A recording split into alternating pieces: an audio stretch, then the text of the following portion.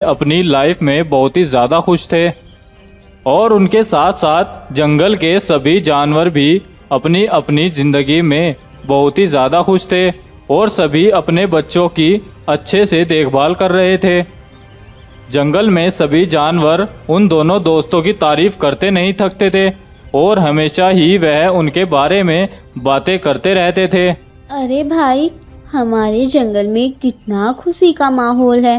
हर तरफ सभी जानवर बहुत खुश है। मुझे तो अपने जंगल के जानवरों को देखकर बहुत खुशी मिलती है। अरे हाँ हाँ गाय बहन, तुम सही कह रही हो। मैं भी अपने जंगल को देखकर बहुत ही ज्यादा खुश होता हूँ। शायद ही किसी जंगल में इतनी शांति वाला माहौल होगा और वह हमारे जैसे खुश होंगे।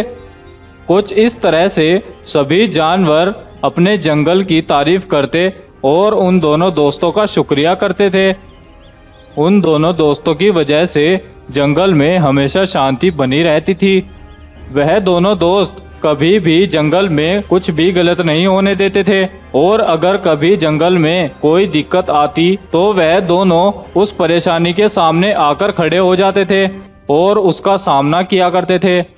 उधर पास ही के जंगल में एक रंगीन शेर भी रहता था।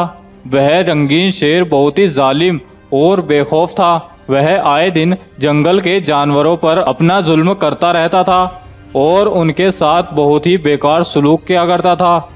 उस जंगल के सभी जानवर बहुत ही डरे हुए थे और वह सभी किसी चमत्कार का इंतजार कर रहे थे जिससे उन सबको उस जालिम रंगीन शेर से छुटकारा मिल सके।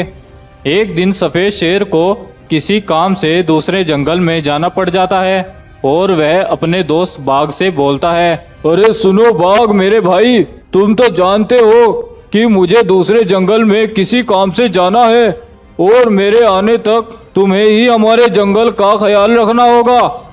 शेर की बात सुनकर बाघ बोलता है, ठीक है शेर भाई, तुम जरा भी चिंता न करो, मैं इस जंगल के सभी जानवरों का बहुत ही अच्छे से ख्याल रखूंगा। तुम बेफिक्र होकर अपना काम करके आओ, मैं अपनी जान से ज्यादा इस जंगल की रक्षा करूंगा। मुझे इसी जवाब की उम्मीद थी मेरे दोस्त। अच्छा चलो अब मैं चलता हूँ, शाम होने से पहले मुझे वहां पहुंचना होगा।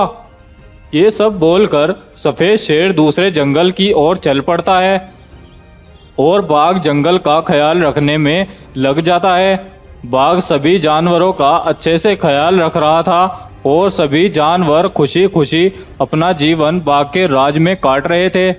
इसी तरह से कई दिन बीत जाते हैं और फिर कई दिन बीत जाने पर सफेद शेर भी अपने जंगल में वापस आ जाता है और जैसे ही वह उस जंगल से लौटता है वह आते ही जंगल के जानवरों को मारने लगता है।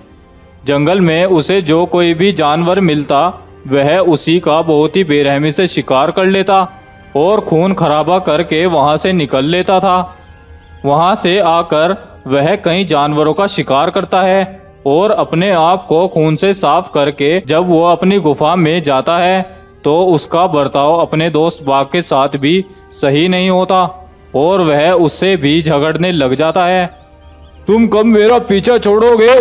मैं चाहता हूँ कि अब तुम इस गुफा से निकल जाओ और कहीं और अपना ठिकाना ढूंढो। अब तुम मेरे साथ नहीं रह सकते, जल्द से जल्द निकल जाओ मेरी गुफा से। अरे भाई ये तुम क्या बोल रहे हो? मैं तो तुम्हारा जिगरी यार हूँ, तो तुम ऐसा क्यों बोल रहे हो? अरे मैंने तुम्हें जो बोल दिया ना वो करो, ज्यादा बात ना करो। बाघ सफेद शेर की बातें सुनकर बहुत उदास होता है और वह चुपचाप वहां से चला जाता है। लेकिन वह सफेद शेर के इस रवैये से बहुत ही ज्यादा परेशान था क्योंकि सफेद शेर का यह रवैया तो कभी भी उसके साथ ऐसा नहीं था। वह तो उसके लिए जान कुर्बान करने के लिए भी तैयार रहता था। बाघ बेचारा इस बात से बहुत ही परेशान हो गया था और यह सोच सोच कर जंगल में घूम रहा था कि तभी उसे जंगल के कुछ जानवर इकट्ठा हुए दिखाई पड़ते हैं। बाघ उनके पास जाकर देखता है कि वहां पर दूसरे जंगल से एक बकरी आई हुई है और वह सभी जानवरों को उस सफेद शेर की असलियत बता रही है। अरे भाइयों सुनो, सुनो मेरी बात। तुम्हारा जंगल बहुत खतरे में है।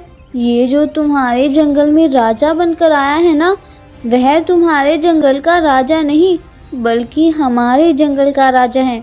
इसने सफेद शेर को मारकर उसकी खाल पहन ली है और अब ये तुम्हारे जंगल को नष्ट करने आया है भाइयों।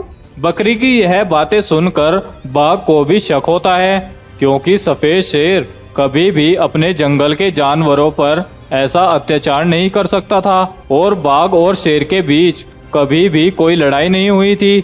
लेकिन इस बहरूपीय शेर ने बाघ को बहुत बेइज्जत किया और गुफा से भी निकाल दिया था।